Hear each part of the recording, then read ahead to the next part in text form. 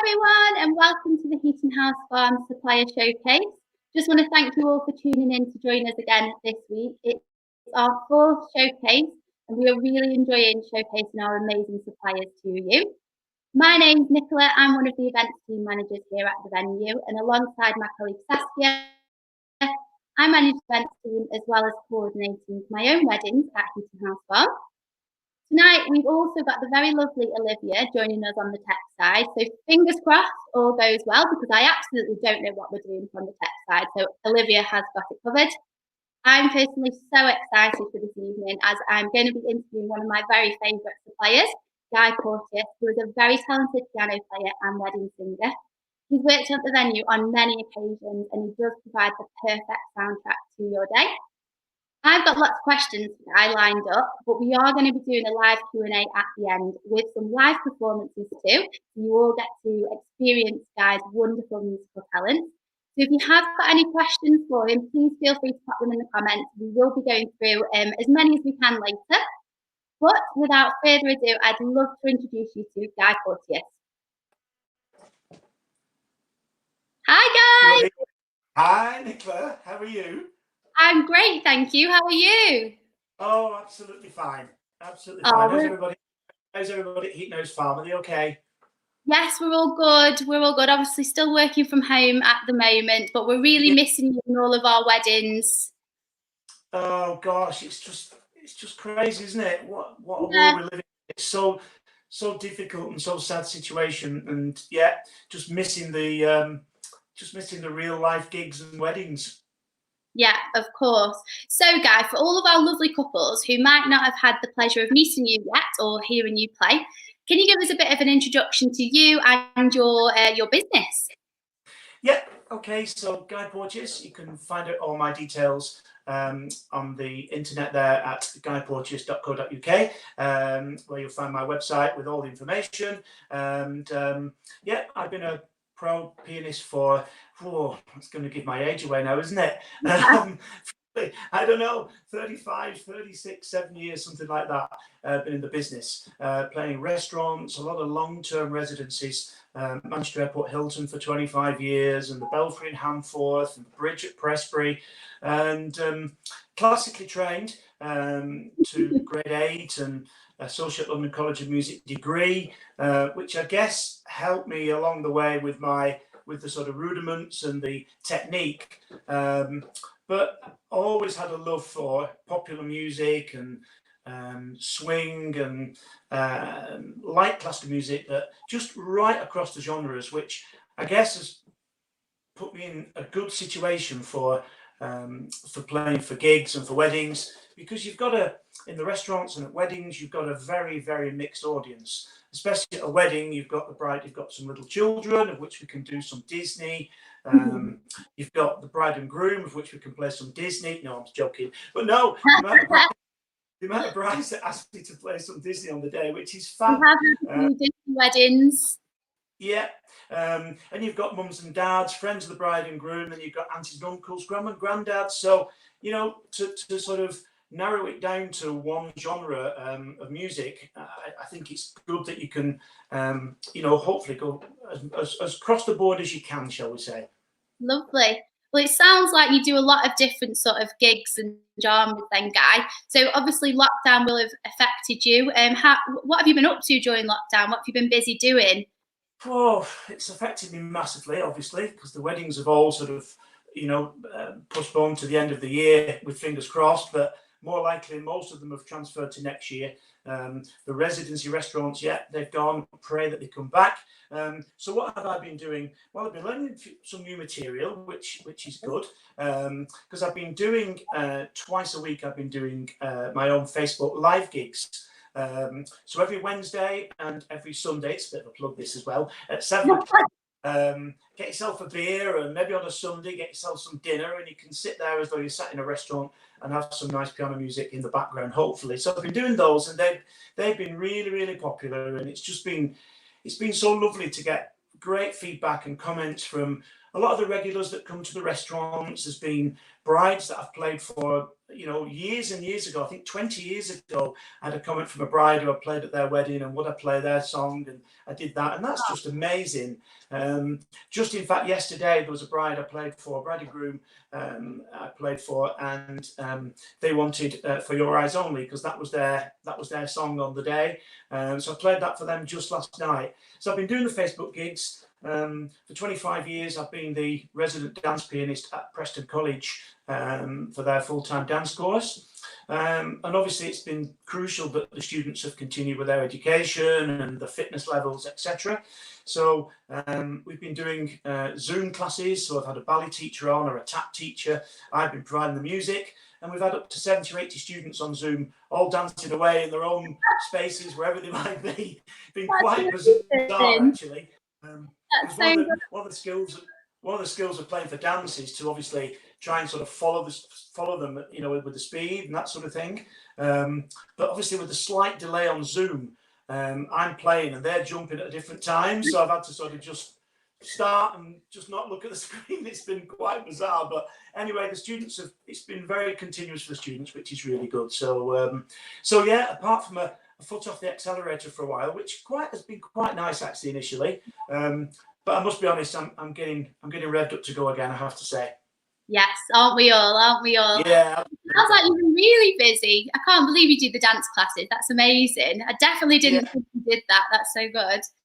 So do you want to tell us a bit how you got into playing the piano then? What's your musical background? Musical background? Yeah, well, I went on holiday with my mum and dad as a child. Went to Scotland, and there was a piano in the house that mum and dad had hired. And within the time on holiday, my auntie who came with us taught me to play a little tune with one finger. So I came back, mum and dad got me piano lessons, and that sort of went from there really. As I say, I did my training, grade A diploma, and then I went to music college, and I absolutely hated it at college. All I wanted to do was play. So actually I went selling pianos and organs in Kendal Milne in Manchester on Deansgate when it was Kendal's. I was playing in the store one day, and this guy came and said, we're refurbishing a restaurant round by the Crown Courts. We're putting a grand piano in, and we'd like you to play 5 nights and 5 lunchtimes. I said, I can't possibly do that. I've got a full-time job. 3 weeks later, I got made redundant. Oh no. I'd left college. I'd been made redundant. I was being made redundant. So I rang the guy at the restaurant and said, this is the score. When can you start? Monday. And that's how I turned professional. And I guess I was 19 at that point. So a long time ago. And fortunately, I've had, 6-7 days a week gigs ever since, with, as I say, long-standing residencies, lots of weddings, 40 or 50 weddings every year, which is fabulous. So once we get back to whatever normality is, long may it last, and hope it continues. Oh, amazing. You can definitely tell when you talk about sort of your musical background and sort of your playing, you're so passionate for it, and that certainly comes across when you're thinking about it. So obviously I've heard you play before, and you are wonderful. But for those that haven't, what style of music do you play? Oh, right across the board. So obviously with my classical training, I could play some like classical, if that's what the bride and groom wanted on the day. That's quite nice for the civil ceremony, and a bit intertwined actually over the wedding breakfast. It's quite nice. We'll play a little bit of probably one of the most popular bridal entry pieces of music. Nicola, you'll be sick of hearing this, I should imagine. We still love it. One of the great popular numbers that the bride would ask to play. And on that note, the beauty of doing it live is that I can edit it on the day. So, if the flower girl or the little page boy runs down the aisle, and then the bride with dad comes in and it's over within 30 seconds, I'll bring it to a lovely musical ending, and it will just seem as though that's meant to be. It could be that you've got to push the flower girls and the page boys up the aisle or whatever, and it could take minutes to get them down the aisle, in which case I just carry on. It's just not an issue. And that goes for whatever piece the bride and groom choose. But from the little classical repertoire, Pachelbel's Canon. I'll just give you a little bit of a taster of that, shall we? Here we go. Well, so if any of the brides are watching, and you want to just sort of practice walking up and down the lounge or the dining room, whatever, bit of entrance music.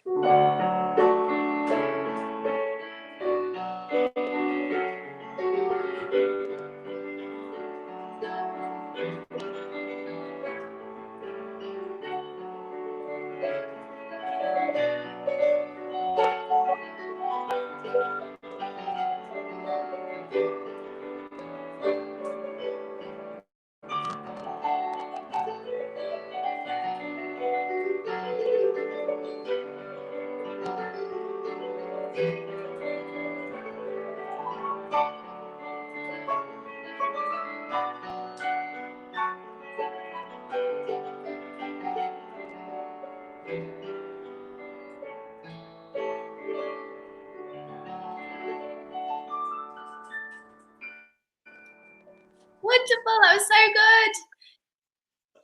Thank you. I'd just like to point out to everyone, obviously, that did sound amazing, but on the actual wedding day, it does sound even better than sort of hearing it through your PC speakers. But you still sounded amazing, Guy. Thank you. Oh, thank you. Thank you. So we could move on to, in fact, we'll move on to another very, very popular bride entrance piece of music. And that's the beautiful 1,000 Years, Christina Perri. So we'll play a little snippet of that, should we? Yeah?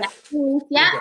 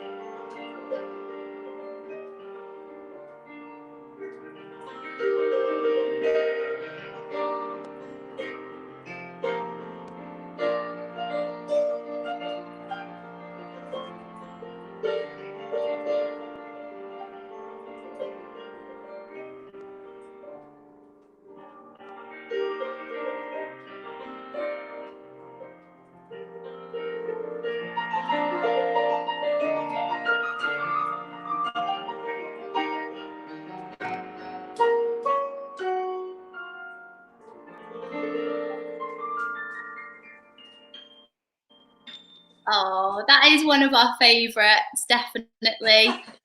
It is, isn't it?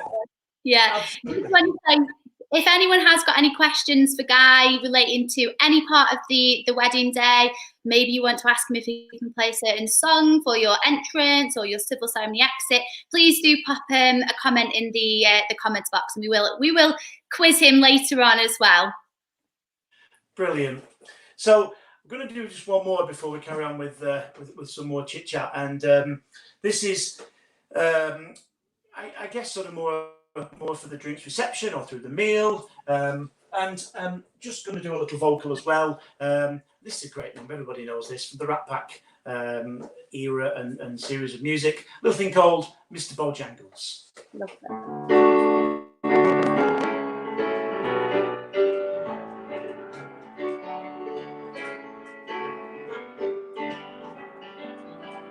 Knew a man, Bojangles, that he danced for you. Worn-out shoes, silver hair, ragged shirts, baggy pants. He would do the old soft shoe.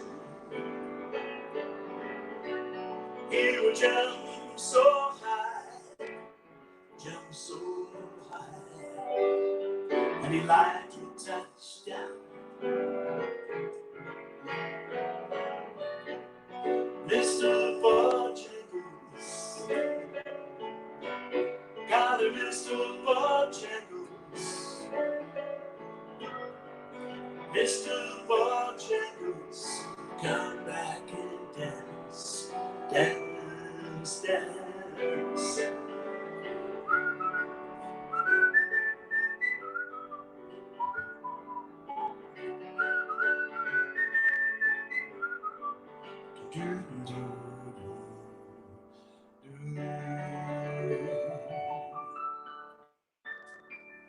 Oh, that was lovely. Bojangles. Yeah, we like that one. So thank you so much for those little snippets there, Guy. I want to know, obviously you started off in the restaurant world, playing in restaurants. How did you then break into the wedding industry then, and sort of to where you are now? Yeah, I can't remember exactly, but I guess obviously in the very early days, it was that brave step, sounds ridiculous now, to sort of invest in an electric piano. And I remember at the time thinking, oh, it's got a few £100, and am I going to use it? And will I get enough work out of it? And what a crazy thing, because, you know, doing weddings, you've got to have the gear.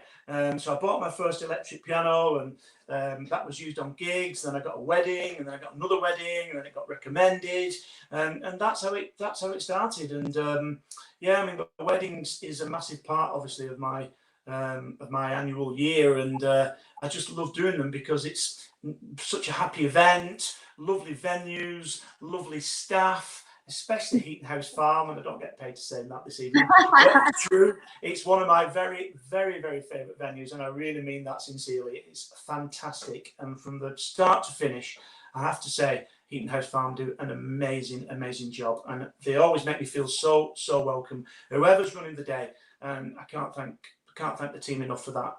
Oh, thanks, Guy. And we saw a little picture of you there pop up on screen with your baby grand white piano, I believe. Yeah. Piano. And obviously you're looking very smart tonight, Guy. What do you wear on a wedding day? Well, this, or a nice blue three-piece suit. Got the tie on to match Nicola's dress this evening, the Heaton House colours. And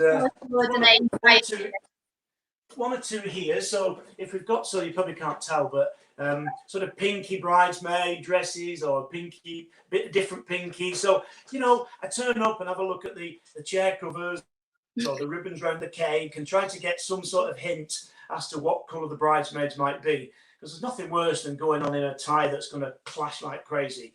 In the early days, I used to do white tux, believe it or not. I mean, this is really showing my age now, but yeah, white tux and matching bow tie and handkerchief. I mean, it's horrendous when you think of it now, but I've tried to carry it on because I just think it's about being smart and about being part of the day and blending in with the day. And I mean, obviously, there's been occasions where brides have said, well, we don't want so formal. Well, that's fine. A nice black round neck sweater, or, you know, with a jacket on if they don't want a shirt and tie. So again, this is all when we have our sort of, you know, pre-wedding chats that I do with all the bride and grooms. These are the sort of things that I'll clarify with individual people. And, you know, it's from that to that really, as far as what people want on the day. And I do try to tailor it to individual requirements.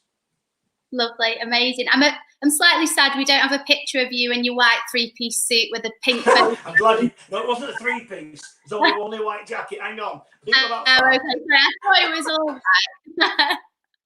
Oh, amazing. I would have loved to have seen that. No, you do look very smart. You always look really smart when you're here. Thank you. So obviously the little showcases that you've done for us, you've sort of played in a little bit of them, you sung in a different track. So do you do both? Do you play and sing? How does that work? Yeah, absolutely. The civil ceremony, I always just suggest to have an instrumental or instrumental music. The vocals are an option for the drinks reception and through the wedding breakfast. Again, you know, some bride and grooms, they may say, well, we'd like some vocals for the drinks reception, but actually we just want a tinkling piano over dinner, which is absolutely fine. Some people might say we don't want any vocals, absolutely fine. But if they're happy to go with it, it's just I mix it throughout the day. So I'll play a couple of instrumentals, sing a couple, and on the day for drinks and meal, it's, you know, play a romantic-y one, play a bit more upbeat, play a bit of a swingy one, a bit of like classic, so that hopefully it doesn't get too stereotypical across the day, really. Yeah.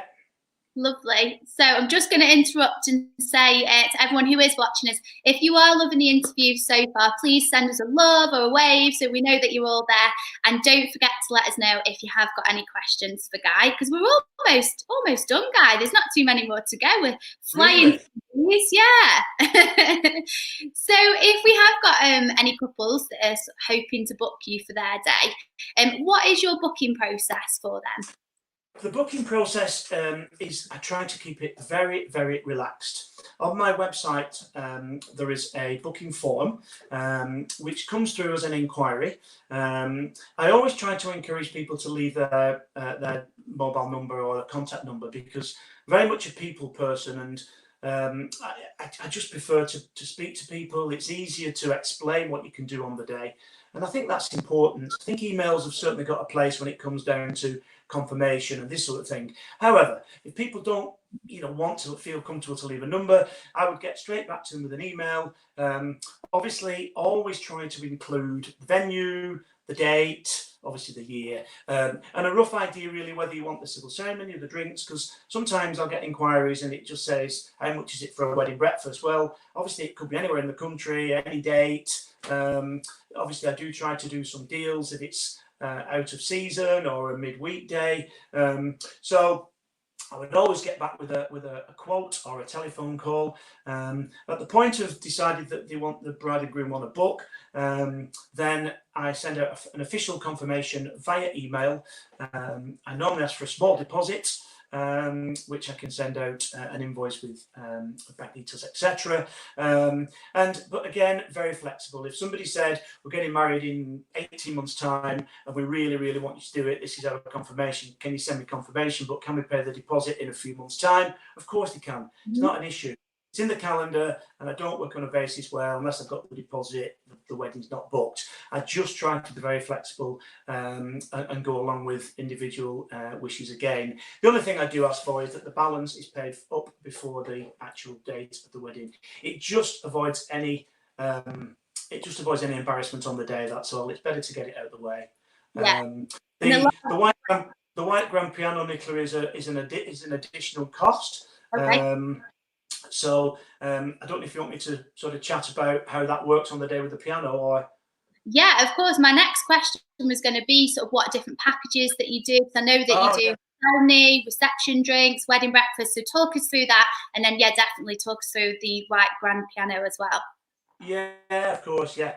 Well, again, all my details are on the website, guyporteous.co.uk, and under under packages on my website, you will see bronze, silver, gold, and platinum packages. Basically, bronze is just civil ceremony only. The silver is civil ceremony drinks. Platinum is civil ceremony, drinks, and wedding breakfast. The gold package is designed more for church wedding, so that is for drinks, reception, and wedding breakfast. However, they are all interchangeable. They're just there to give some pointers, some ideas, and it's a bit easier when people sometimes they say, yeah, we'd like a price on the silver package. And then I know it's civil ceremony and it's drinks reception. So it's just made it a bit easier from that point of view. It's given the bride and grooms just something to sort of pin to what they might want. But at the end of the day, I'm very happy just to play for the wedding breakfast only. It just depends on the individual couple. The white grand piano has been an amazing extra, probably the last 4 or 5 years, because I always used to turn up with my electric piano on a ironing board stand, which of course is fine, but at a beautiful wedding, a beautiful venue. Not an actual ironing board. Can we just clarify that, Guy? Do you what? Sorry. Just saying, it's not an actual ironing board. No, it's not. Just want to clarify that for us non-musical folk. That's an ironing board stand. So with my best friend and colleague, we came up with the white grand piano shell. Or we didn't come up with the concept, but ours is not a flat pack version. Our 2 white grand pianos that we use were originally grand pianos. They were past the time of sell-by date. They were stripped. They were sprayed white, and they were made portable, and our electric piano slots into them. But that is why our pianos look so realistic, because they were originally a grand piano. I didn't know that. Oh yeah, they were. Yeah, that's why I get a double hernia bringing them in every time. But it's worth it. So the white grand piano is an additional extra to the cost, but because we can bring it. It's enabled us to come up with a price that we feel is attractive, in addition to what we do, to have that beautiful ambience of a white grand piano, and it's so flexible. So if I was playing for the civil ceremony, for example, I will be arriving at Heaton House Farm very, very early, failing some disaster on the motorway coming from home. Never happened as yet. I shouldn't really say that. I'm going to touch a bit of wood. But yeah, so yeah, sorry. So yeah, I would arrive in plenty of time, and before the guests arrived and the main party, the piano will be in situ. I'd much rather do that, much more relaxed. Once you lovely people invite the guests to take their seats prior to the bride's arrival, that is where I will start to play some background music. If the bride's late, it's not an issue. I will carry on. I mean, I've known a bride be half an hour late in the past, but just carry on, because there's nothing worse than a silence. It's awful, isn't it? Yeah. So once the bride's arrived and the party's ready to go, registrar will ask guests to stand, and I will play the arrival music. I will then play during the sign of the register and play them both out as husband and wife. I'm then playing for drinks reception. With the help of your fabulous John, who's nearly always there, or you lovely guys, we move the piano very, very quickly. We can move it to the back of the drops, which is also fantastic at Heaton House Farm, because sometimes people don't even realise we're going down the other side of the curtain with the grand piano, and we pop out at the other end, and there's the piano. It just works amazing. If the weather's fantastic, then I can even get the piano outside on the patio. I've played for civil ceremonies outside on the patio, which is just beautiful with the white grand piano. And then if I'm doing the wedding breakfast, prior to guests taking seats, there's a picture of me playing outside. Oh, fantastic. That was obviously a lovely summer's day. Yeah, love that. So then we can move it into the wedding breakfast area before guests take the seats. I'm repositioned and ready to go. There's another picture of it all ready to go with the guests already seated. Fantastic. Bride and groom coming in. So I would play the bride and groom up to the top table with some lively music, or again, if they've got a particular tune that they want, I'll play them to the top table. And once we get into dinner, then normally just play straight through dinner. Amazing. That's so good, because so basically you don't have three pianos, you use the one piano, you move around. Yeah. Normally, what I try to do, if the speeches are after dinner, which I have to say I think is the best way around and was the traditional way around, but that's only my opinion. I think it's far better than at the beginning. What I tend to do is I play right through dinner. Once they're starting to clear dessert, putting coffee on the table, there's quite a bit of movement there, because obviously the waitresses are clearing the tables. People are getting ready for speeches, so they nip into the bar and nip into the toilet. So what I tend to do then is I bring it to a close, say my goodbyes, my best wishes, I can wheel the piano out, luckily at Heaton House Farm, into the bar area. And it literally takes me 2 or 3 minutes just to get my gear out of the main room into the bar. While speeches are on, then I can be dismantling the equipment. I'm well out the way then before guests retire, and they're not tripping over bits of piano or microphone leads or whatever. And I just think it just works so much cleaner. Absolutely, it's definitely a lot slicker here, isn't it, by having the separate rooms. So how do you ensure then that the music's going to be loud enough for people to hear, particularly with Heaton House Farm, with it being quite a big venue? Do you have speakers, that sort of thing?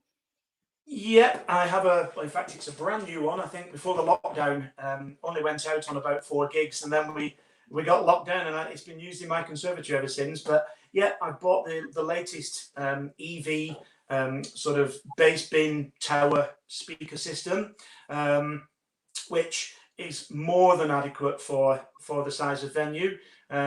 We have actually sometimes fed it through the Heaton House Farm fabulous music system, and that also works well, as you know. It gives a sound right across the room, going through your mixer. So we've got both possibilities. My system is more than adequate. Obviously, going through your system, I guess, rather than the volume coming all from source, naturally it comes all around the room, especially if there's a large amount of guests. If there's 80, 90, 100 guests, 120 guests, and you are pumping all the volume from one end of the room, of course it works absolutely fine. But if you know, through your system, naturally it just gives a more equal sound all the way around. Amazing. I mean, we will always be on hand as well. For any couples wondering, so we would go through with Guy when he arrives, sort of which is the best option in terms of sound, wouldn't we, Guy? So we always want to make sure he can be heard, definitely. Yeah. And we're almost at the end, to be honest, Guy, but I was just wondering if you, obviously you say that you do play throughout the whole wedding breakfast, but of course you might need a little break. What happens from the break then? Do you provide background music, or is it just silence? No, we would never ever leave it silent. At the end of the day, with my new system, I've got Bluetooth music straight into that. So if it's outside, it's just not an issue. I would always put some background music on. If it's over the wedding breakfast and you know you guys are at hand and you'd rather put the Heaton House Farm background music on, then obviously that's absolutely fine as well. Amazing. So I know, being a bride myself, picking the music is the most difficult part. So how do you advise your couples who may be sort of struggling to pick their ceremony songs or their background music during the meal? Have you got any playlists set up, or how do you go about that? Yeah, again, this is all in our sort of many calls that we would have before the day. I can send out a playlist. I don't work to a playlist as such on the day. I know hundreds of songs, because it's trying to set a playlist before the day. I've done it and I just don't think it works. You never quite know just what the atmosphere is going to be. You know, and you set a playlist with you know X, Y, Z on it, and you know you might need M, N, and O. You know, so. But I guess you know an idea of the type of songs that I can include. I always ask bride and grooms if they've got any requests to email them. Obviously, I'm not downloadable, but so I can't learn a whole new set list for every gig. But one thing that I'm very happy to do, if it transcribes correctly and nicely enough on piano, is I'm very happy to learn something for the arrival music or the exit music. That's not an issue. I mean, on that note. I would always sort of say to the bride and groom, it's lovely to walk into something, a tune that is very poignant to them both. So maybe a song that the first film they went to see together, or a song that was played in the first meal they had together, or something like that. I mean, in some cases that is not the case, and I'll get brides on saying we just haven't got a clue, we're not, you know, and then it's up to me to give them some help. And it's amazing just how many people really do struggle. And hopefully they go off the phone and you know, and more than not, they'll say, oh, it's all come so much clearer. We feel so much happy about it. I tend to recommend something sort of calming and romantic to walk into, because that is the main tune, I think, of the day. I know the first dance is important, but by that stage, people have had a few drinks and they've had a meal and things are getting a bit jolly, aren't they? But the bride arrival it's the absolute pinnacle of the day, I think. And so that particular piece of music, I think, is crucial. So I try to give as many examples as possible. Sometimes you can give too many and they say, oh, sport for choice now.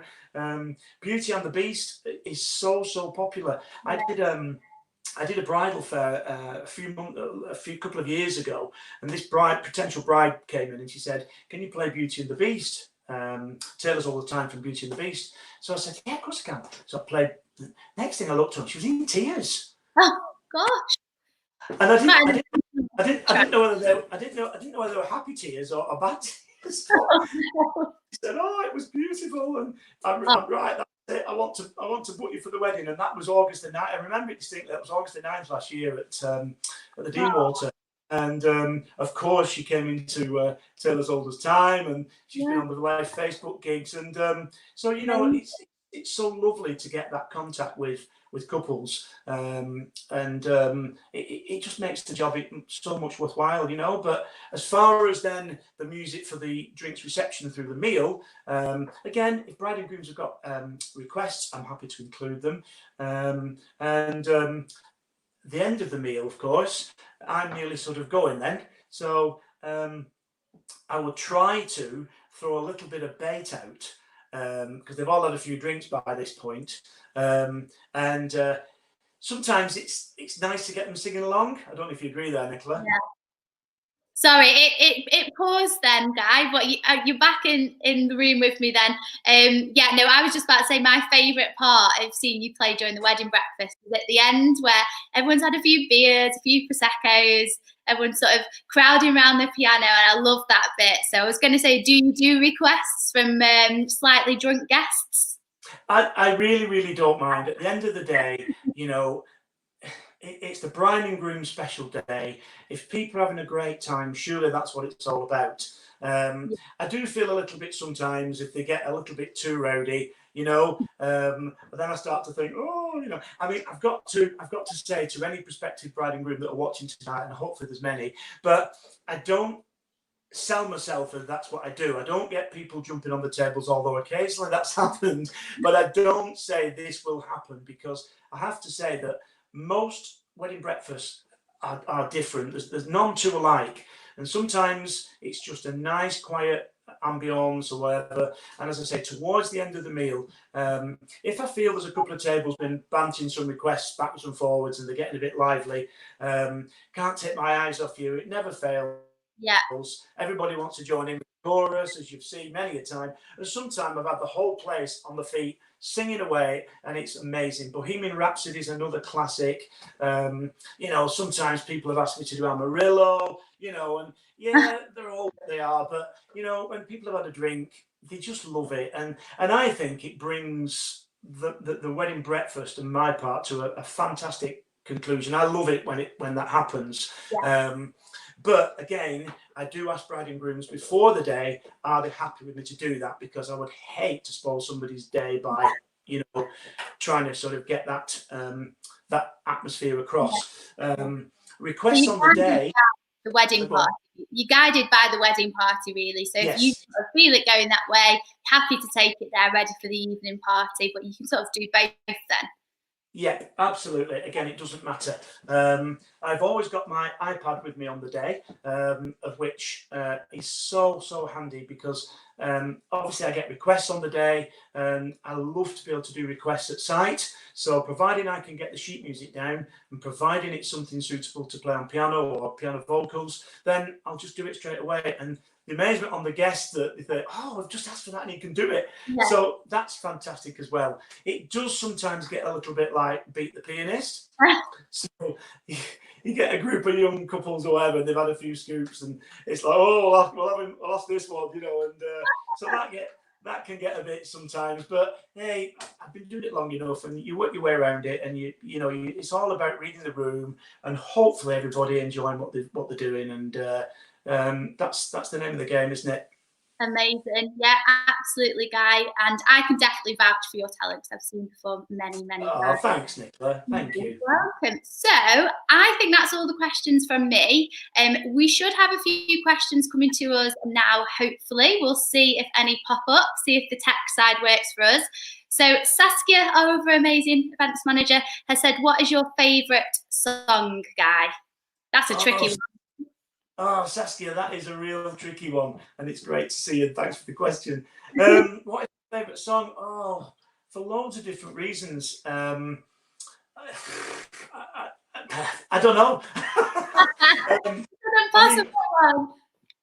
I love Bohemian Rhapsody, and as I say, I love people joining in. There's some fantastic Natalie Cole tracks, just absolutely beautiful songs. Some of the less played Carpenters, absolute beautiful songs that actually don't get played very often. But it's endless, really. There's some of the Lionel Richie tracks are great, some of the Elton John stuff, and it's quite a difficult one to answer with just one, isn't it, that one? Yeah. Good question though, Saskia. Oh, okay, but have we got any more? We'll see from the tech side. Okay, so from Sarah, can Guy learn a song, for example, off the charts for a couple, and how long will it take to learn? Oh, yes, I can. Once again, it does depend, obviously, on the track.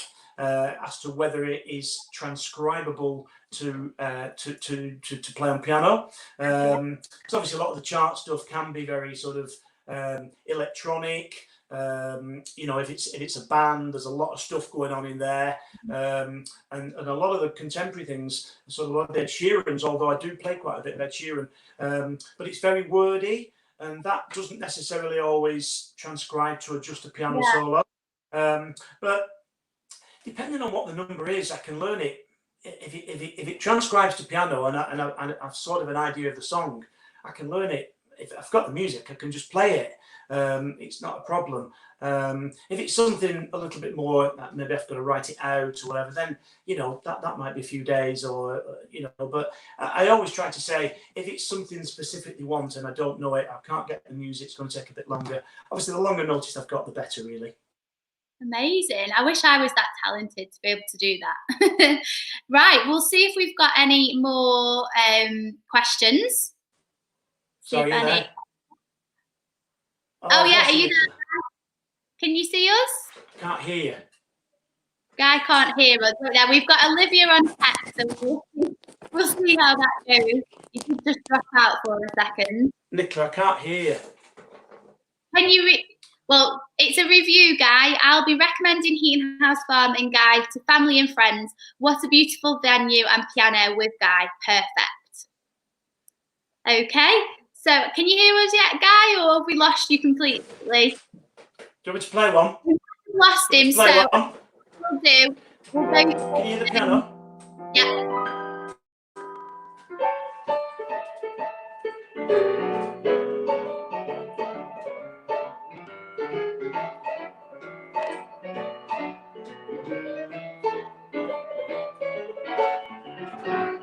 Let that be you, and let that be me. Let that be oysters under the sea. Let that be winds, an occasional rain, chili con carne, sparkling champagne. Let that be birds singing in trees. Someone bless me whenever I sneeze. Let there be cuckoos, just a log and a dove.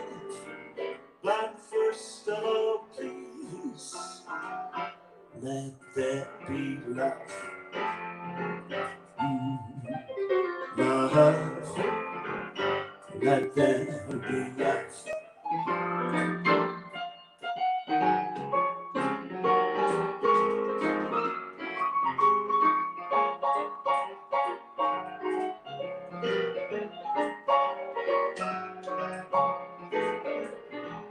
Let there be cuckoos, just a lark and a dove.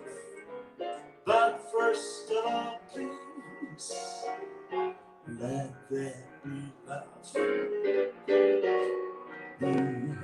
Love, let there be love.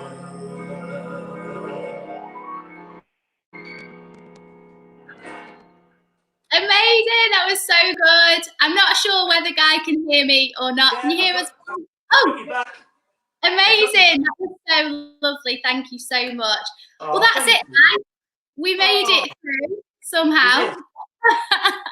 But I just want to say thank you so much to everyone for watching this evening with us. And obviously, of course, to you, Guy, for joining us and showcasing your talent. It's a great pleasure, and thank you so much for inviting me on tonight. It's always a pleasure. Oh, you're welcome. We hope to be having you back at Heaton House Farm very soon. Now, if anyone's interested for next week, we have got our next supplier showcase every Monday night at 7 p.m. We will be showcasing Chelsea from Chelsea Shoesmith Photography. She's one of our amazing photographers here at the venue. So if you've not yet booked your photographer, do tune in next Monday night at 7 o'clock. Thank you, everyone. We made it through. Well done, Guy. See you all soon. Bye. Bye.